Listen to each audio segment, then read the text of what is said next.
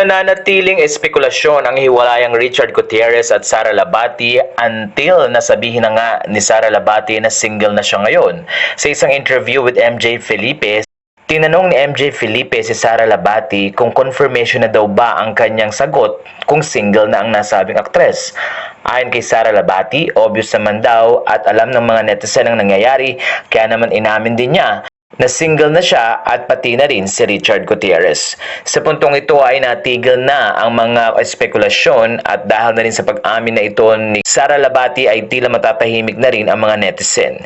Pero sa puntong ito ay marami ang nalulungkot sa nangyari sa mag-asawa dahil na rin sa hiwalayan din pala napunta ang kanilang relasyon. Matatandaan kamakailan lamang ikinasalang dalawa at meron silang mga anak.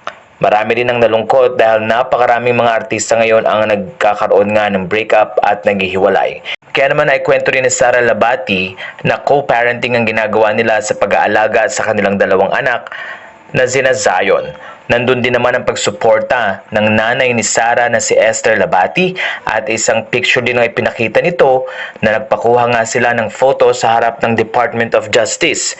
Ilang mga netizen ang nagtatanong kung para saan daw kaya ang nasabing picture at sino daw kaya ang sasampahan ng kaso. Kaya naman ayon sa mga fans mukhang palaban talaga ang pamilya ni Sara Labati at doon nga ay makikita ang pagsuporta ng parents ni Sara sa kanilang anak. Ayon kay Sara, patuloy siyang nagtatrabaho para suportahan ang kanyang mga anak pati na rin ang kanyang mga magulang na kung saan ay ang patuloy na suporta ay ibinibigay sa kanya. At dahil na rin sa pahayag na ito, confirm na hiwalay na nga si Sara at si Richard Gutierrez.